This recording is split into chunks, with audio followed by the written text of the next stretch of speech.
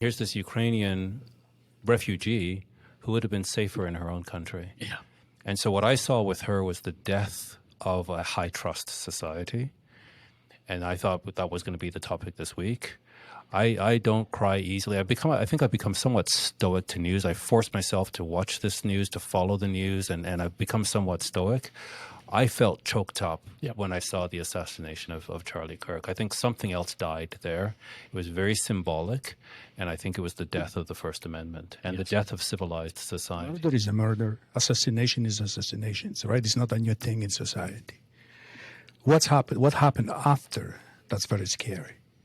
When you have a percentage of populations who just can't hide their joy celebrating the death of somebody, I think that's very dangerous, the situations we are right now. When you think about the destruction of society, Yuri Bezmenov said it's 4 phases. And phase 1 is demoralization. And I think the fact that we have no men who've lost the instinct to protect shows they have successfully demoralized society. I think phase 2 then is destabilization. And now we see nobody trusts any institutions. We don't trust each other. The high trust society is gone. We've been destabilized. So what he says comes next is crisis.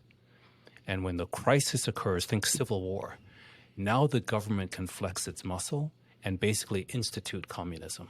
And we will welcome it.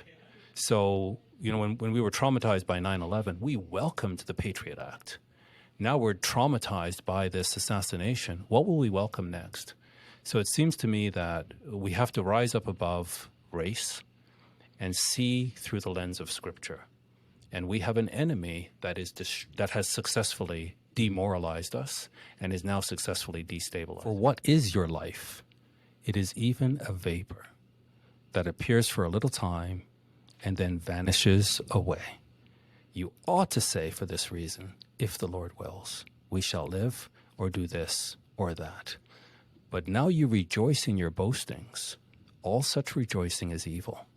And I would say all this rejoicing that we're seeing around Charlie Kirk's death because we have desires and we see him as some sort of obstacle to what we want, all such rejoicing is evil.